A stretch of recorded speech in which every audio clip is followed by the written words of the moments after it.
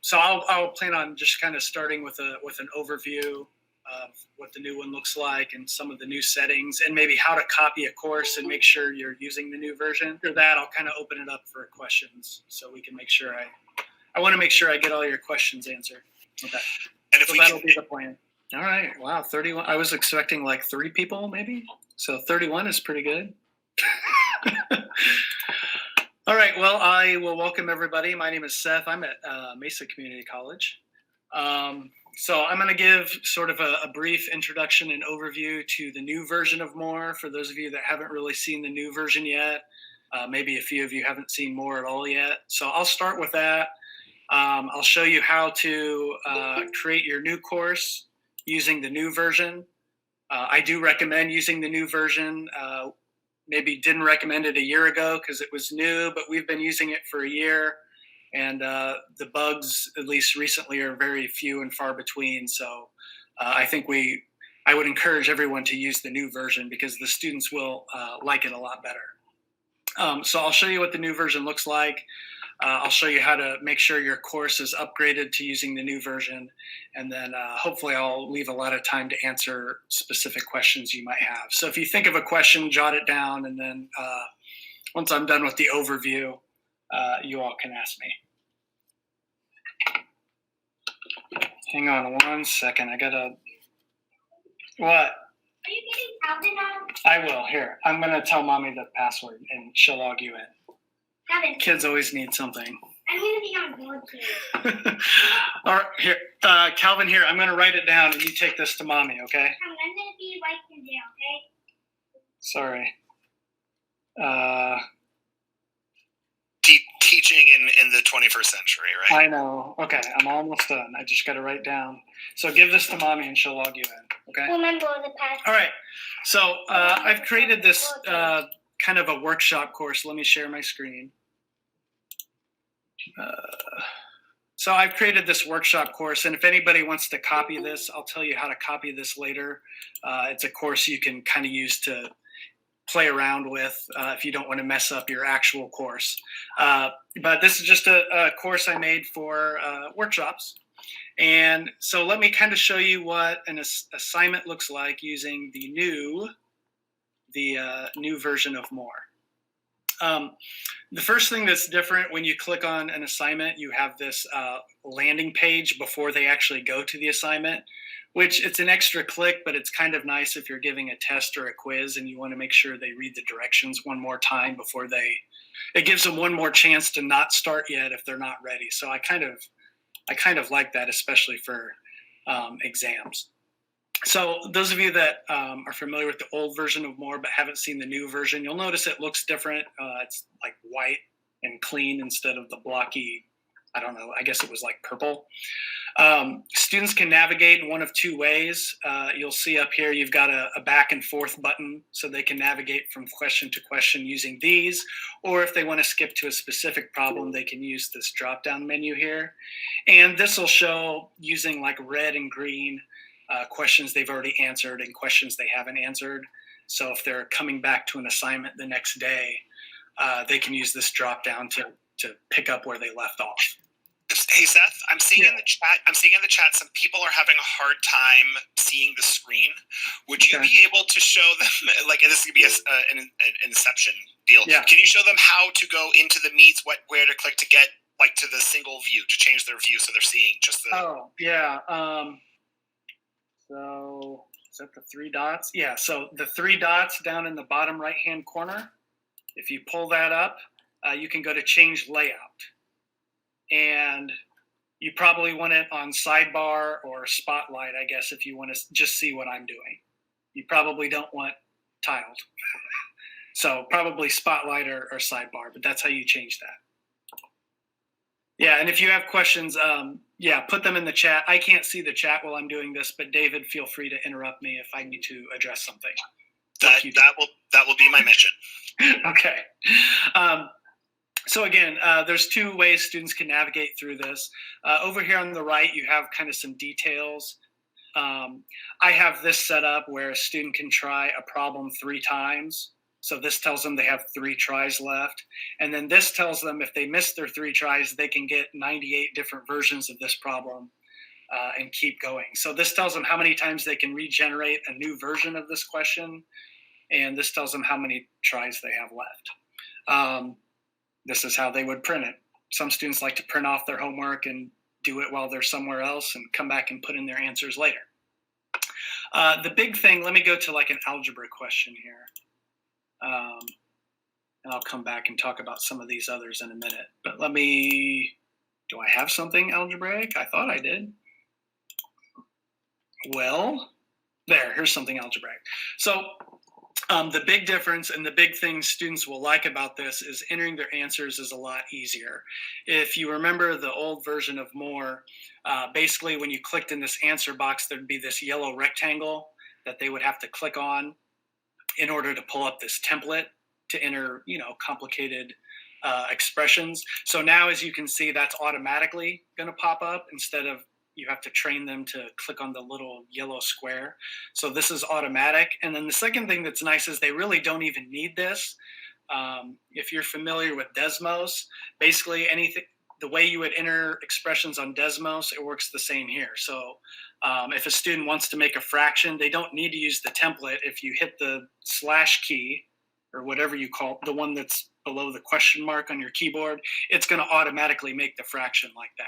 So you can see when I hit that, it automatically made the fraction. Same thing for exponents. If I want to do x squared, I can just use that caret button, the one above the 6 on your keyboard, and it's going to automatically take me up into the exponent. As opposed to so you don't have to use all the nested parentheses and stuff like that. So they'll find it a lot easier to enter their answers. They can either use the template, which isn't hard to find because it automatically pops up, or there are plenty of keyboard shortcuts that work now that didn't work with the previous version of MOER. So that's kind of the big thing you're gaining using the new version. You're going to have less issues with students not being able to enter their answers. All of those help features are down here. If you have a video or if you want them to email you or post it to a forum, those are going to appear right there. So this is what a new homework assignment looks like. I've made this assignment with a whole bunch of different types of problems. If you want to see some different types of problems, this is a multiple choice question. This is a multi-part question, which has a lot of different things you can mix, like some multiple choice and some numerical answers. You can do there are a lot of graphing tools. So this is like a line graphing tool. You just click on 2 dots. And then if it's an inequality, you just click on one side or the other to shade it. There are also graphing tools for any of the conic sections. And the cool thing I like about this is students sometimes don't know what they're supposed to do, like how many points do I have to click on and things like that. The graphing icons tell the student exactly what they need to do. So if you train them to kind of look at the icon tells them what they need. So like, for example, for a line, this is telling them they need to click on 2 points. For a parabola, vertex, and 1 other point. So if I want to switch to the parabola, the first place I click is going to be the vertex, and the second place I click is going to fix the graph. So you can kind of train them to look at the icons, and that tells them what they need to do to make the graph. You can also do some freehand graphing. So here's one I made where the student just graphs it themselves, and then I go in and grade these a little bit later. So they can just kind of draw their function. If they want to put like an open dot here and maybe a closed dot here. I'm not really looking at the problem, so I don't intend for this to be necessarily correct. Maybe a closed dot here, and then maybe finish drawing the function. So something like that, I can submit that, and then the instructor would go in and grade those later. So I kind of like to use a lot of those too, especially on exams and stuff like that. Multiple choice and essay questions are like the drawing questions. The instructor has to grade those afterwards, but it'll at least grade their true false. This is, you can put you can embed 3D figures in assessments too, which is kind of nice. This one's actually cool too, because if I type 3, it turns into 3D. So if a student has 3D glasses, they can look at it using 3D glasses, which is kind of cool. So there's a lot of new stuff we can do now. You can embed videos. So here's one where I've embedded some videos, and then I ask them a question about something from the video to try to encourage them to watch the video. Somebody just rang the doorbell. Hello. I don't know if there's anything else specific I want to show you from here. Here's one with some sliders, which is kind of cool. And here's like if you have them like submit their work, here's a question where they can just upload a file. So if you're taking a test and you want them to submit their work with the test, this is one way you can do it. There's more than one way to do it, but that's one way. Okay, but this is what the new version looks like. Does anybody have any questions about that before I show you how to make sure your course is using the new version? I can see the chat now where you can unmute yourself, whichever. May I interrupt for a minute? Yes. Can we get access to your 18 questions there? I'd like to experiment with some of it. Yeah, I'll show you how to copy this course here in a minute. So you can all use this as a practice course. Really nice. Michelle, yes, you can do comments when you grade work. I don't know if I probably can't show you in this course. Oh yeah, so I didn't complete anything. But if you're going into a student's, let me see. So I'm going to grade this student's work. So here's a test this is the student version of me. I took this test. I didn't do very good because I didn't actually do any problems. But anyway, you can leave feedback on every question. So like right here, I could say, nice job, but you made a little mistake here. And then I can explain blah, blah, blah. So you can give feedback on every single problem if you want. And a nice thing about giving feedback here versus maybe doing it in like a Canvas gradebook is you can put math in your feedback. You can even add a graph. Like I can say, well, looking at the graph, and I can put in a graph. Let me just make something here. Sign, that's fine. Insert. Well, I didn't put a graph there. You can see that, da, da, da, da, da.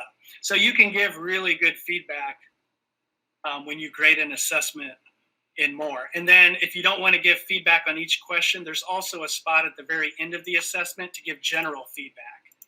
So at the very bottom, I could say, you did a good job on this, but maybe you need more practice on blank. But maybe practice this. And then once I save that, if you go in as a student and look at your grade book, you'll see your grade here, and then you'll see this link to view feedback, and they can pull that up and see all the feedback that you left them. Here's what I left them for question 1, question 3. Here's your overall feedback.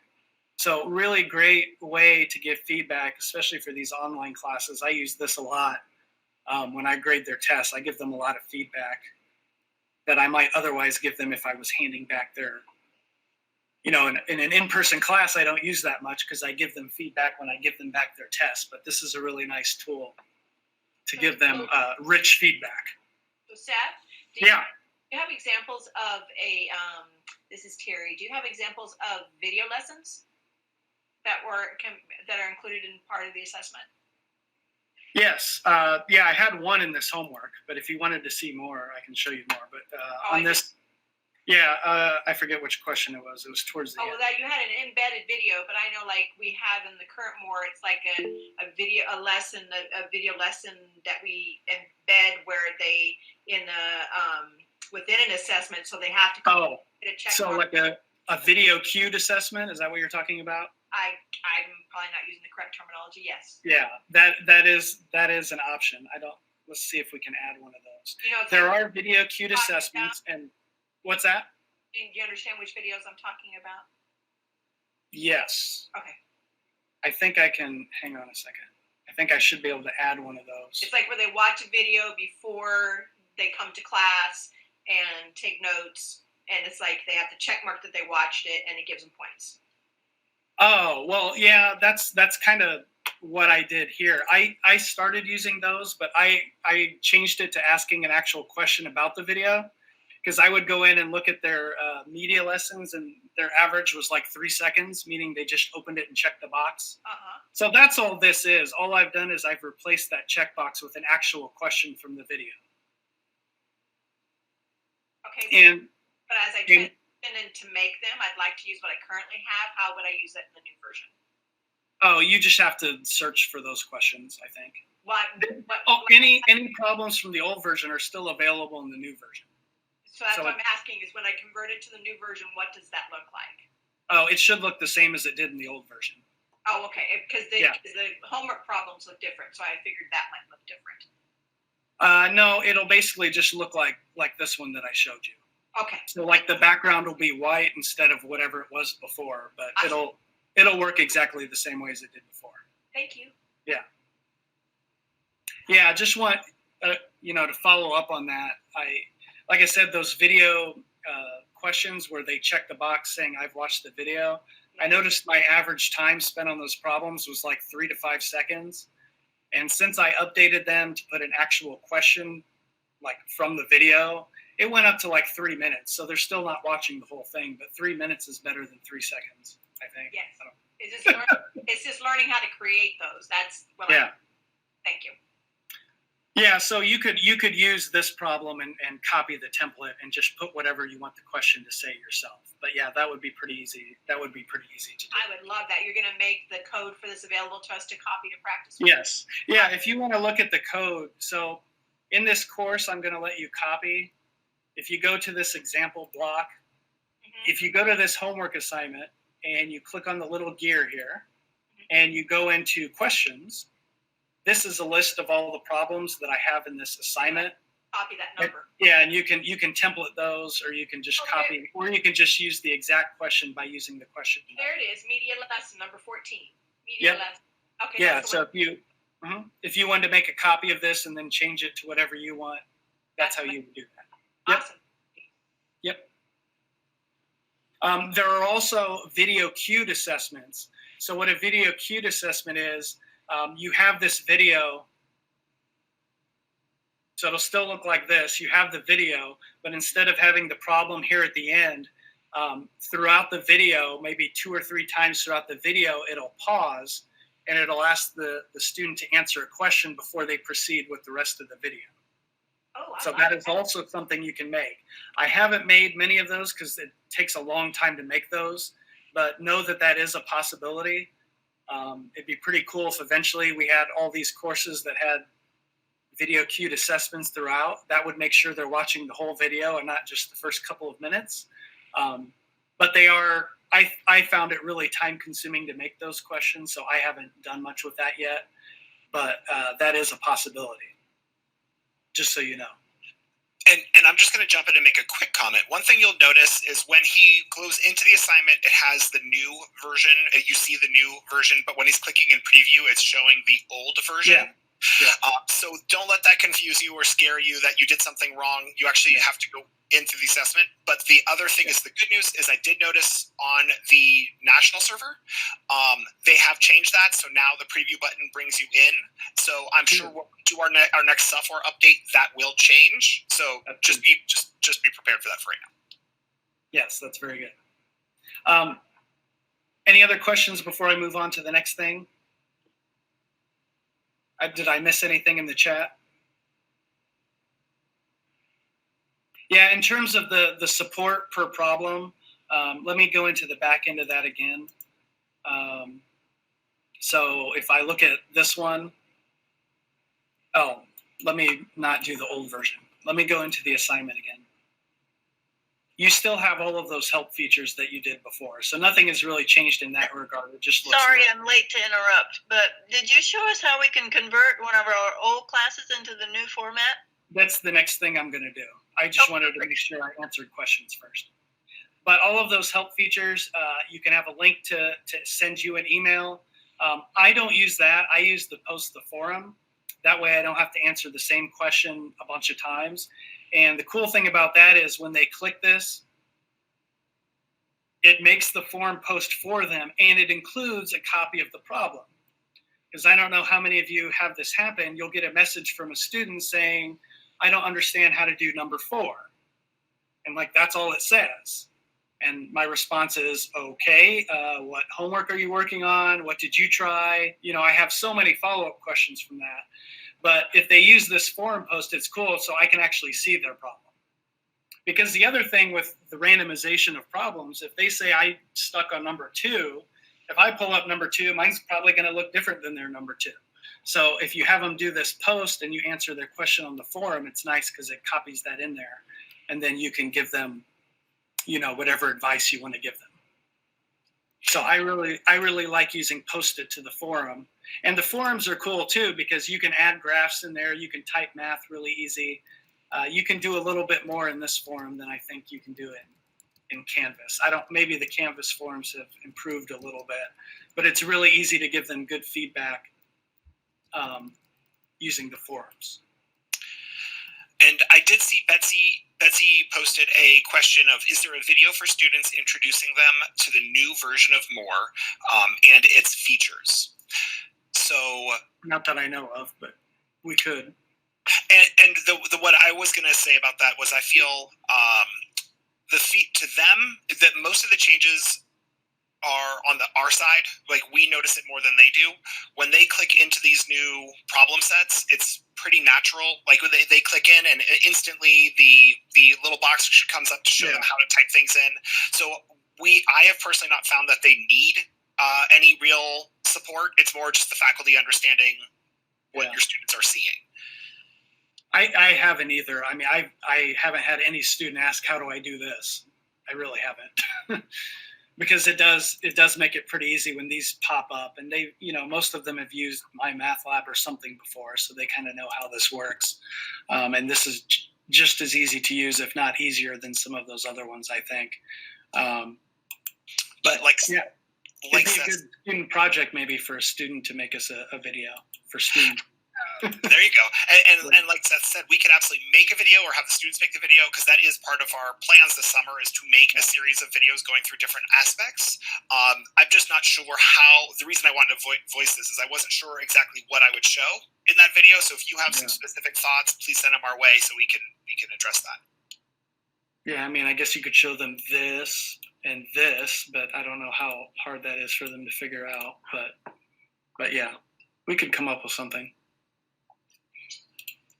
All right, so let me show you how to copy this course if you want, and I'll show you how to make sure that your course that you copy is using the new version.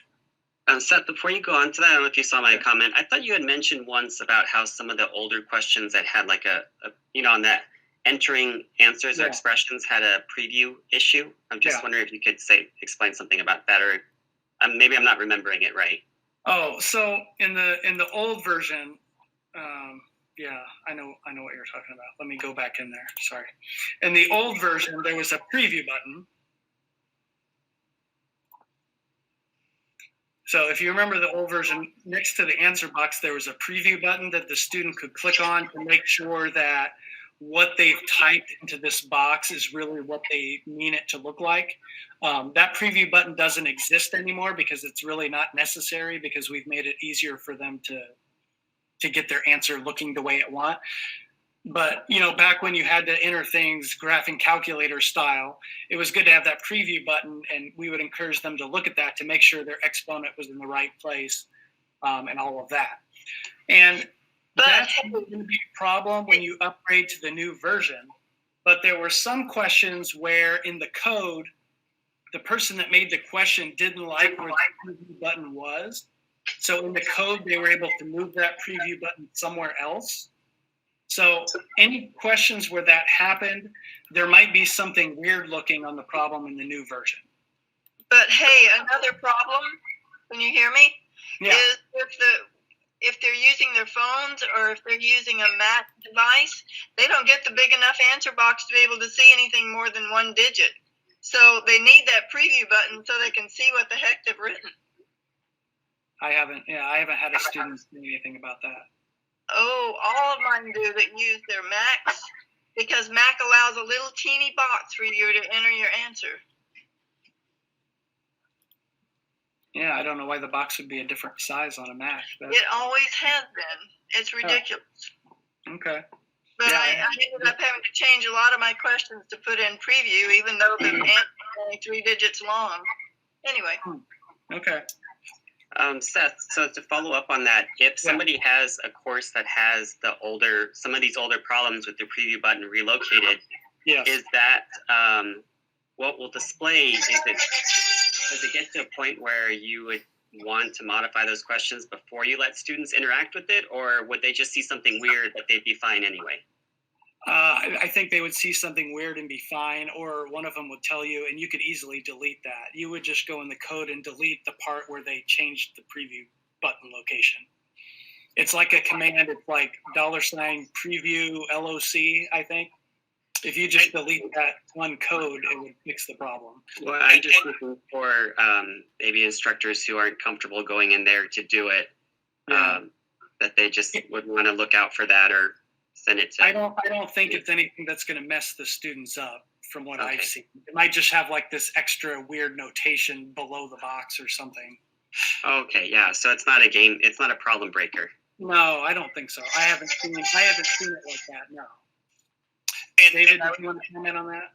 Yeah, and my opinion is I've seen it come up a couple times, and it just usually looks like a random set of like a less than and greater than symbol floating on the screen, and like you said, it's super simple to fix.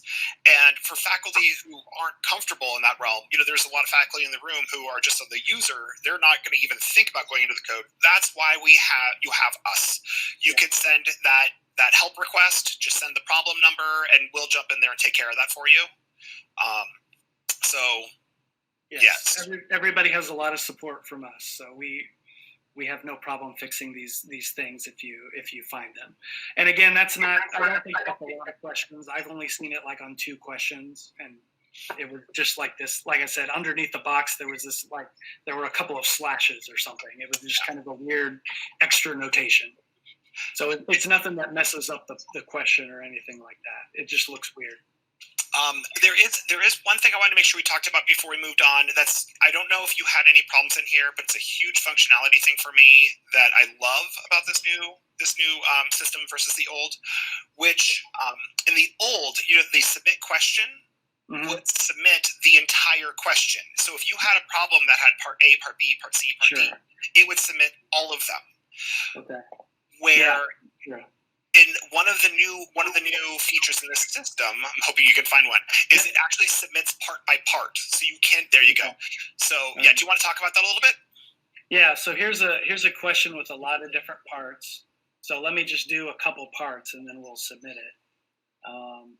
Negative correlation. So this should be correct, and I'll answer this one probably incorrect because I'm guessing. But if I do get this right, that will be pretty cool. 0.873.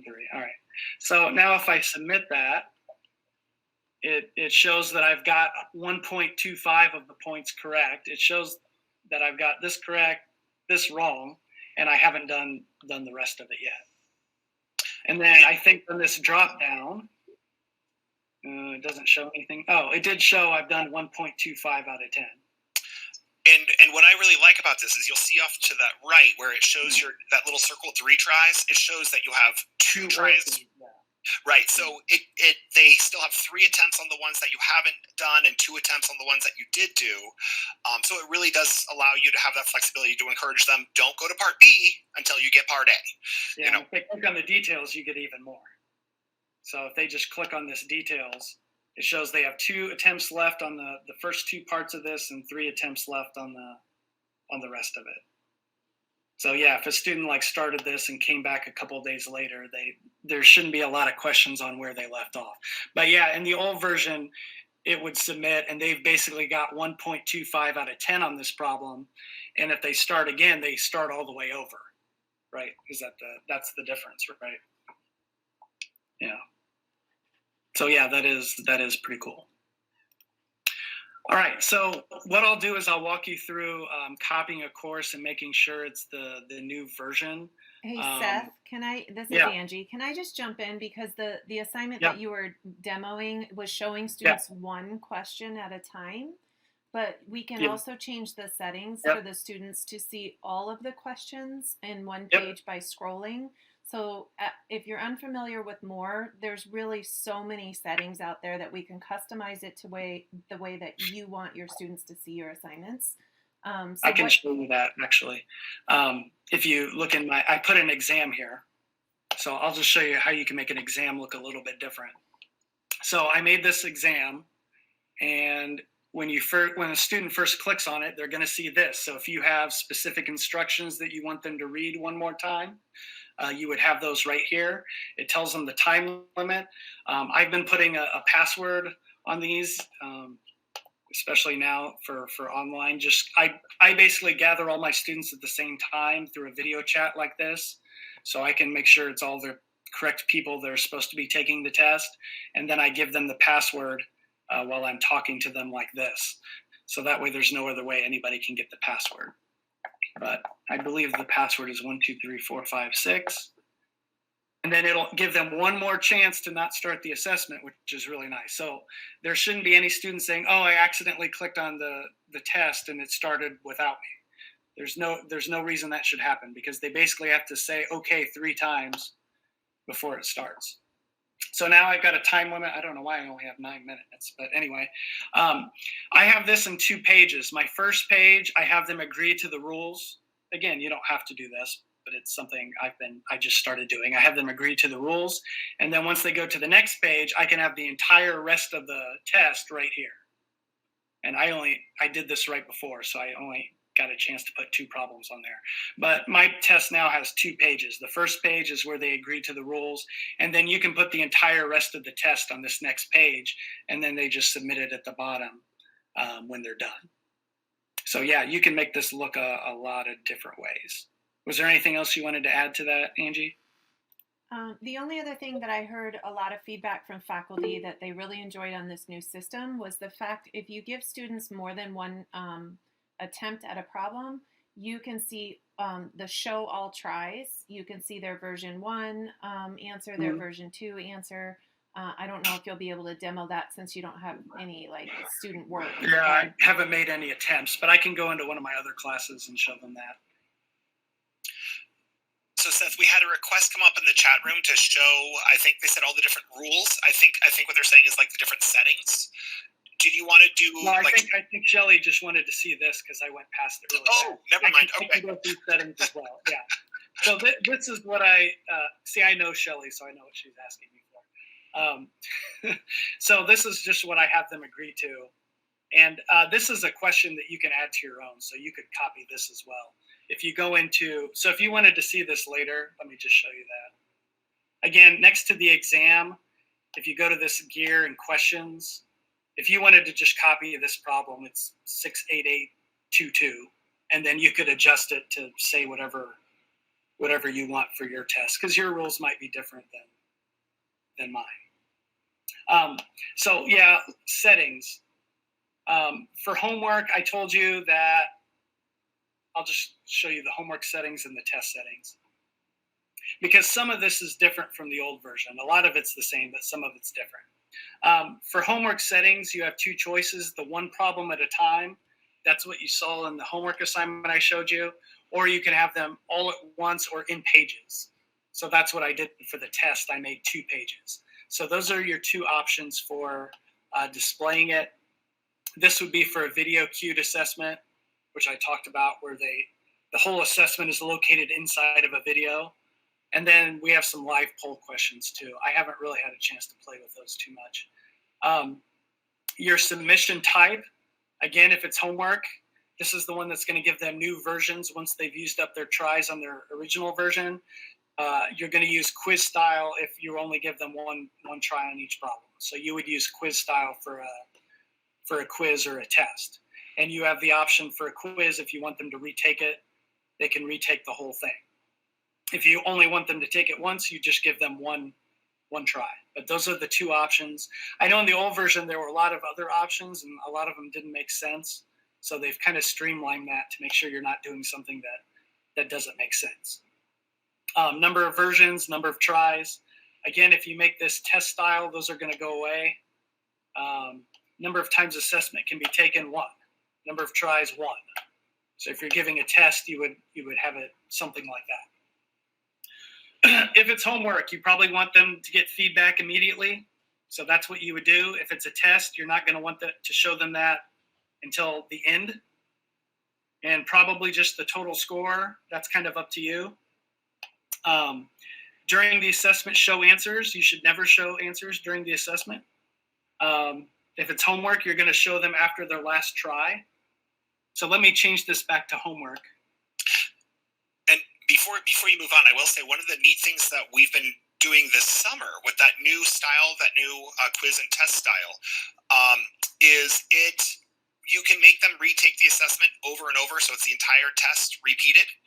And if you put a time limit on it, that time limit will start over as well. So you can give them 30 minutes per attempt, and they can do 2 attempts, and they don't have to worry about cramming it into the one 30-minute time. That's good, because that was not the case on the old version. So that is good. A couple of things. Students can view their work in the gradebook. Again, for homework, you want them to be able to get that feedback right away. One thing I've learned this summer with all my classes moving online that I will share with you now since I'm in here. If you're giving a test, I would recommend the following. You're going to make it test style. During assessment, show scores. I would maybe show them their total score at the end if you want, or never. If there's a lot of problems you're going to have to go through and grade, you might not even want to show them their score right away because it's not going to be accurate. But letting students see their work, I would recommend making that never until you've received your work from all of your students, especially if it's something where you want them to send you their work. I would make those never, because what happened to me a couple times is students didn't submit their work right away until after they could see all the scores. And then they would be like, oops, I forgot to send this yesterday. And I would get their work, and it would like have all the right answers on it, even though on their test they have like mostly the wrong answers. So make sure you don't let them view any of this stuff until you've received everyone's test. And then once you've graded them all, you go back in here and change it to after the due date. And once you change it to after the due date, then they can see everything. They can see your feedback, they can see their answers, they can see the correct answers. But I would recommend setting that to never until you've received everybody's work and you've graded them all. And then you should go in after the fact and change those. So that's kind of one thing I learned. And if you want me to repeat that later, I will. Anything else from settings I should show them? This is where you put passwords or give them a time limit. You can do prerequisites as well if you want them to finish the homework before they take the quiz. This is where you would do that. So that's all under time limit and access control. For hints, you probably want to check all these boxes for homework. You want to uncheck them for tests because you don't want them to have, video examples or messaging you about their test question while they're taking the test. So you would uncheck all of those for a test. Make sure it counts in the grade book, or else you're giving them a test for no reason. I also experimented with some group assessments too.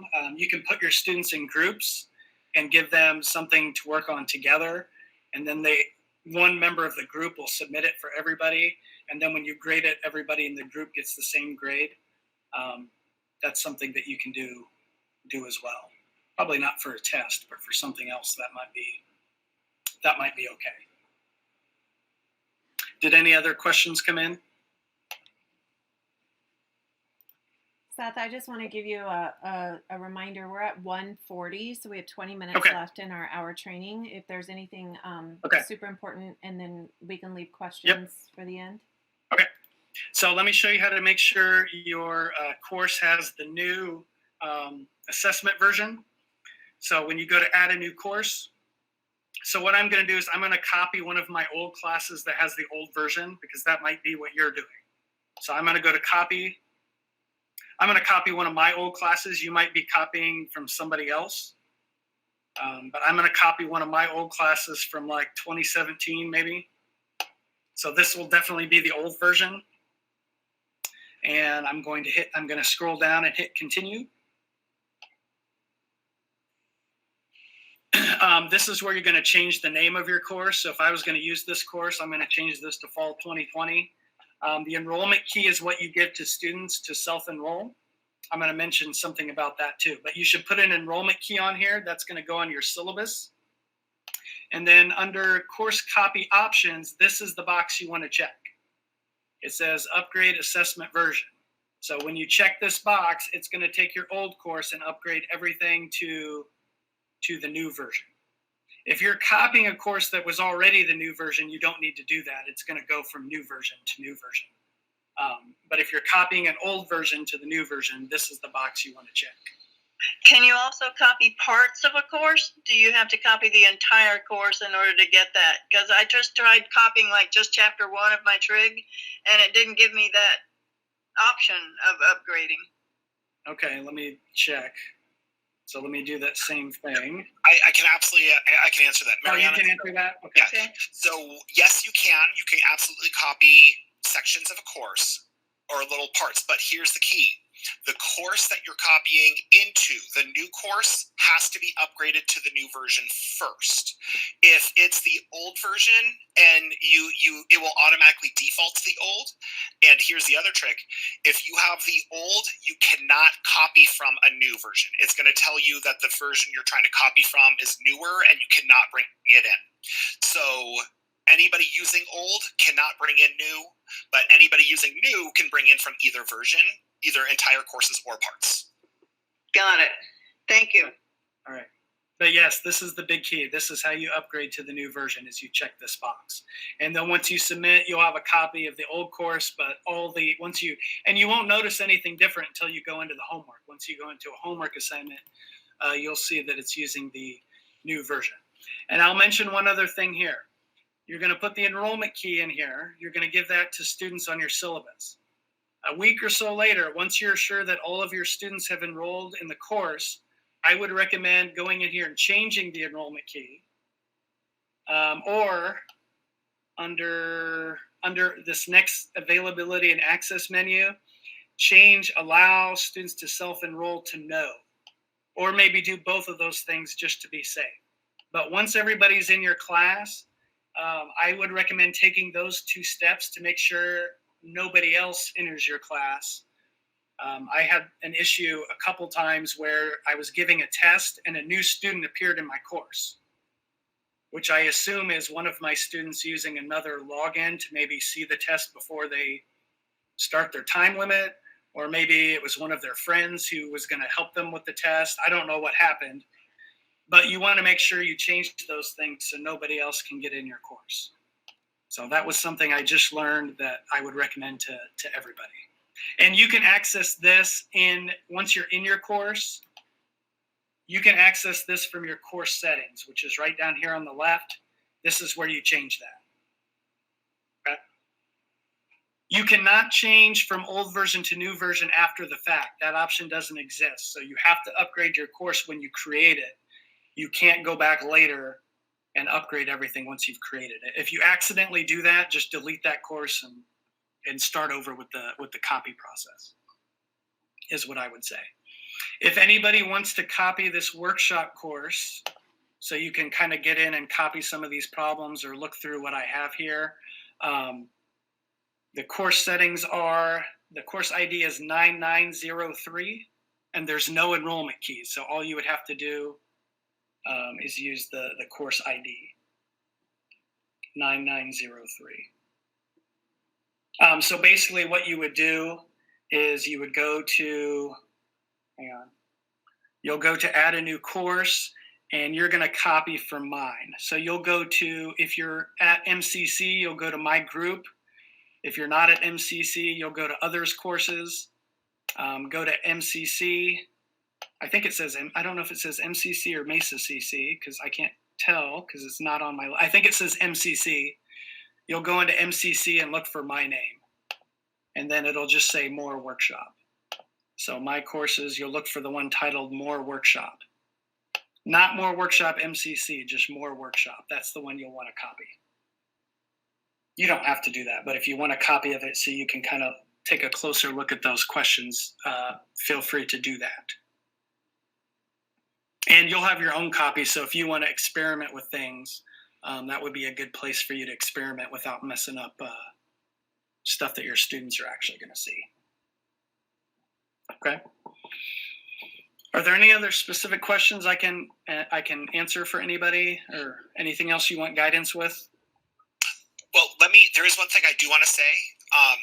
You guys would have probably noticed when Seth was showing you all the settings in the assignments that there are a whole bunch of new options. So I'm sure you're all going to copy Seth's course, but you're probably going to start copying some of your own as well from the old system to the new. And be very mindful that the settings do not transfer perfectly. Sometimes there are some goofy things that have happened. So make sure you know how to change your settings. And if you don't know how to do that, especially if you don't know how to do that efficiently, I'm just going to shamelessly plug. We have another session on June 19th that's called Work Smarter with More, Be Efficient. And we'll be showing you how to do all the mass change settings in there so you can make sure all your assignments are all set how you want them in one click instead of 7,000. And if you need help before then, like, just email me and I can meet with you individually. There's my email right there. If you need something like now before June 19th and you're really stuck on settings, I can walk through those with you individually if you want. Absolutely. Seth, myself, I believe Angela, Cristiano, and Adam. I don't know if you want to do that or not, but we're all tasked this summer of being your technical support. So we're all glad to help out with that. So please don't feel like you're being a bother. We're passionate and excited to help you with that. Yeah. Feel free to start with me. If I'm too busy, I'll hand it off to. I have 3 or 4 other people I can hand you off to. So there's certainly somebody that can help you. So don't. I have a quick question, and it might answer Michelle's question. Just asked in chat. Sure. When I go in and I create my own question, I've had to select create a template so that I don't change the version of the question when I go in and make my changes. Is that still available in this? Yes. Okay, thank you. Yeah, if you want to do that. So if you kind of like my question, but you want to change something about it, so you'll go into the back end here, and under the action, you want to do. It says template, right? Mm-hmm. Yes. Template. Okay. It's template, or it's either template or edit personal copy. Personal copy would be. It depends on if students have already been in or not. You get the 2 different options. Well, got you. Okay. And Seth, you're logged into your own course, so I think that's why it's saying edit. Yeah. Copy. Right. Correct. Yeah. But if I went in there, that should say template. Edit template or something like that. Yeah. Right? Yeah. So either of those do the same thing. They're just going to make a new version that's yours. So if it says template, that's what you use. If it says edit personal copy, that's what you use. But yeah, that's just going to make your own version of the problem. It won't affect my version of the problem at all. Yeah, the nice thing about the edit personal copy, I had to convince the faculty of this, is if you've caught something in a problem that students have already been in, what it does is if your assignment's already live, then when you click the edit personal copy, it replaces it in that assignment immediately and takes the old problem out. So you're able to make a quick change and not affect Seth's problem that he wrote. And if you find a mistake where something was being graded incorrectly and you fix it, you can hit rescore the question, and then rather than go into every student and like rescore that question, this should do a good job of that. I did that once and it seemed to work okay. Hey Seth, I want to point out that Adam put in the comments in the chat box that he's there to fix questions for us. Yeah. So that way not everybody's having to rescore. So he does have a link in the chat where you can, if you do find an error on a question, he is available to make those fixes for everybody. Yeah, you might want to have this link handy and like bookmark it somewhere. It's just a Google form you fill out if you do need a new problem or if you want to fix something a different way. Yeah, nobody should feel like they have to do this all on their own. Some people like to do it on their own, but if you don't, you can fill out that form and Adam will either do it for you, or if he gets too busy, there's a lot of there's a lot of other people that can help with that too. So don't feel like you have to do any coding.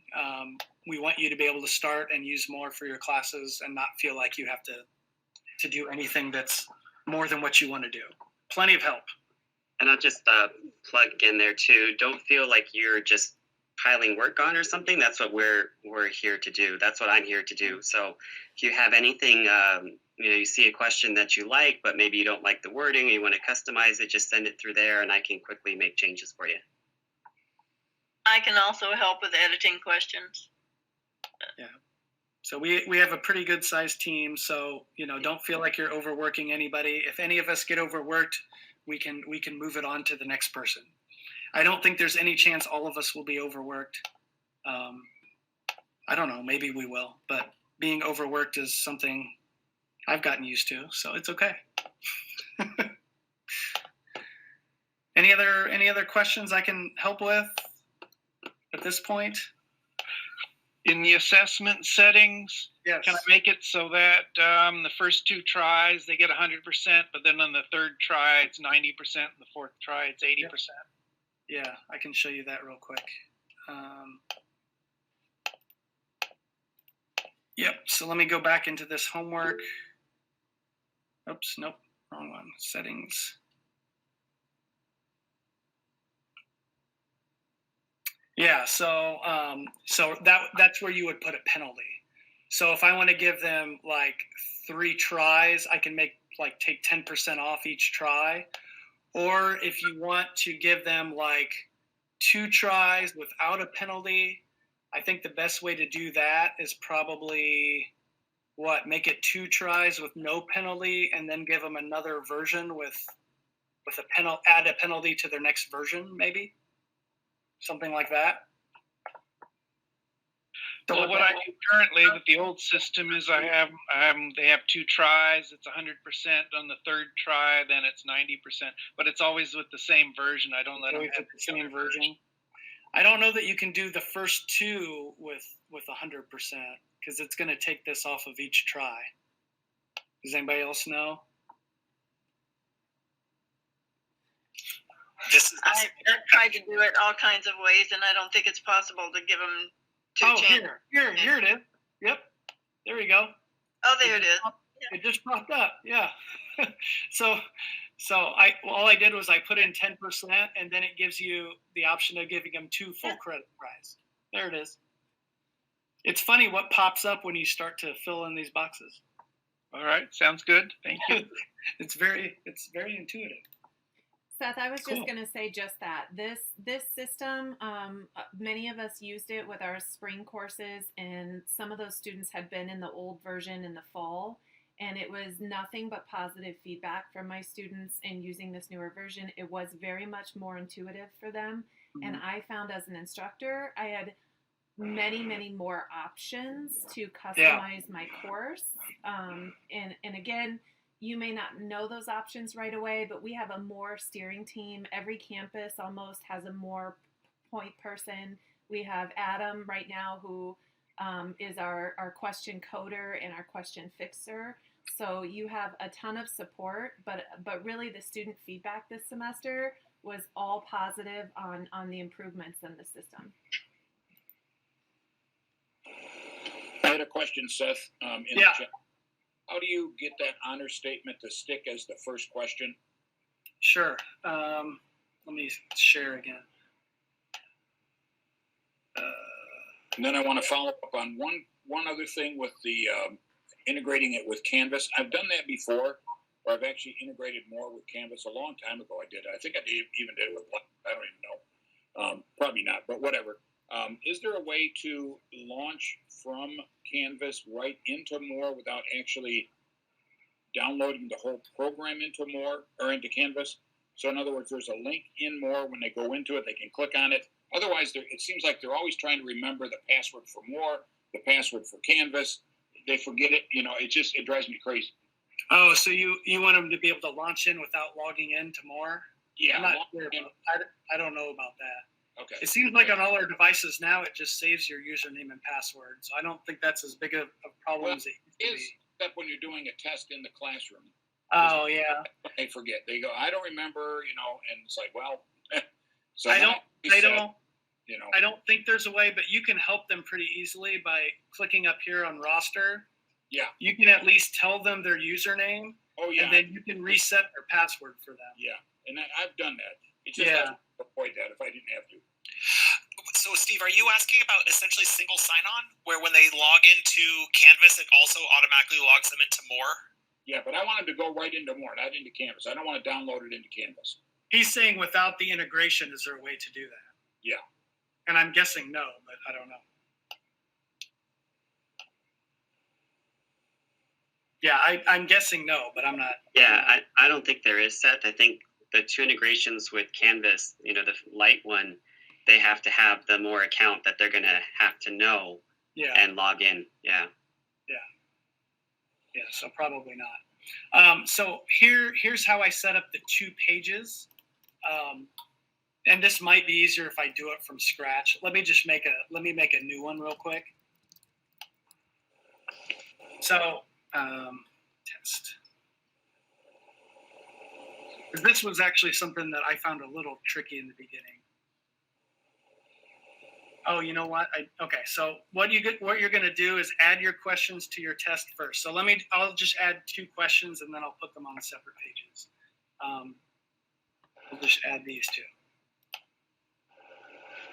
Okay. So now I've got my assessment, and in the settings, I want it to be the all on one page. Whoops. So I'm going to use the all questions at once or in pages. And then right now, I just have 2 questions, and they're on the same page, is what I have right now. If you want to make another page, you click on this plus text button, and I could call this page 1 or something. Okay. And you're going to save that. And then you're going to use this to put it in the right spot. So if I click on Q1, it'll put it ahead of Q1. Okay. So then I want my next problem to be a separate page. I can call this page 2. I'm going to save it. And then I'm going to move this in front of question 2. So now I've got 2 pages. So that's how you make separate pages. Okay. So like on my test, I had my acknowledgments on the first page, and then I had everything else on the second page. Sounds good. Thank you. Okay. Yep. Any other questions? Yeah, if I could ask, when you create a test, if I was using, say, WebAssign, which I've always used in the past, I can click on a section, which we call units, and I can see all of the questions, and I can scroll the questions, and I can click on the ones I want to add without having to look at the code. And more, it always says preview. Can I just see the whole group? So preview is going to show you what this question looks like. And then you're just going to check all the ones that you want to add. And then you're going to hit add using defaults, basically. Okay, but I can't see all of them on a screen and just scroll them. I don't think so.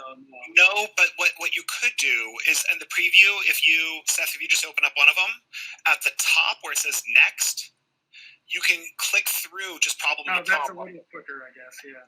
And then you can check them right here. So I like that one. I don't like that one. I like that one. Yeah, this is a faster way to do it. Okay. Thanks, David. And you can do the same thing with homeworks. Like, in other words, if I copy one of David's courses, I can go through the homework and I can add and delete the ones I like or don't like. Uh-huh.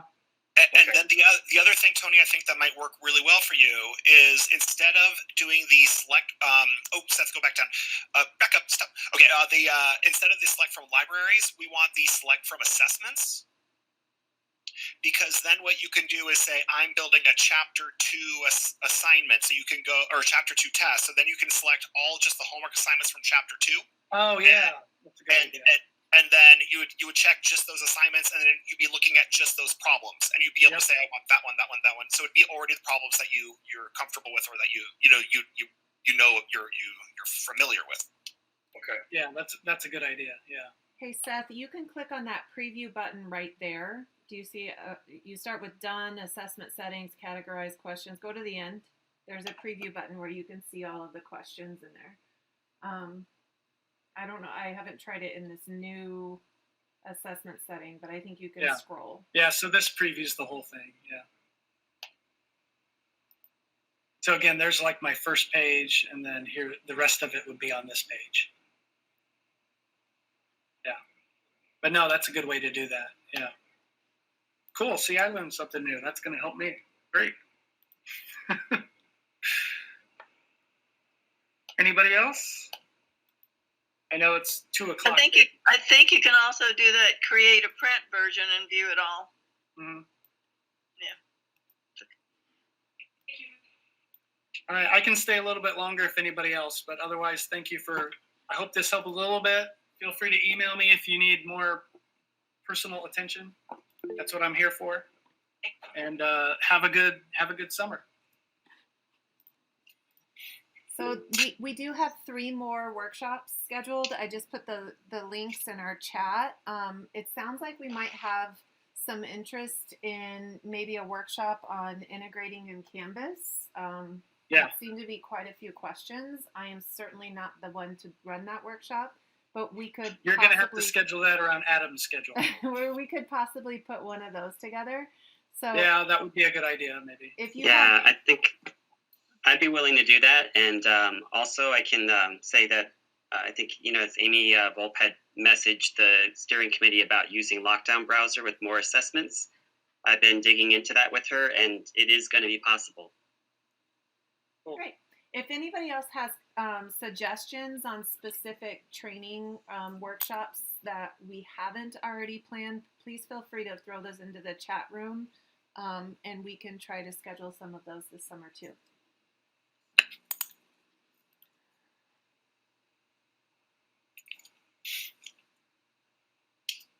Betsy, if you're still on, shuffle all but first is still an option. Yes.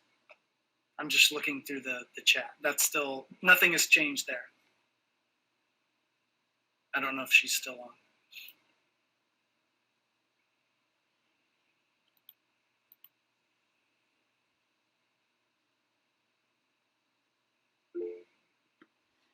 See ya, Adam.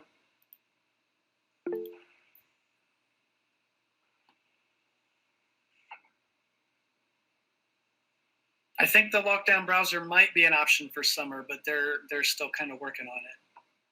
So if once we have more information on that, we'll try to get that out to everybody.